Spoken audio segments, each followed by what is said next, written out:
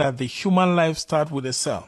These cells multiply, then differentiate, transforming into any of the 220 different kinds of cells which take up an organ-specific function in the body. They then transform into different organs such as muscle, nerve, blood, or tissue according to their chosen cell functions.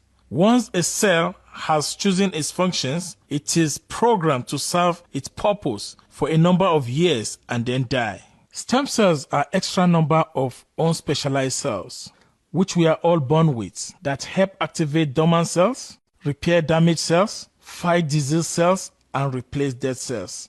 However, as we age, we use up a large number of these stem cells, and they also start to lose their potency and functionality. In fact, from birth to the age of 18, you lose 60% of your stem cells, and by the age of 30 years, the 25% of stem cells left in your body will decrease to 5% by the time you are 60.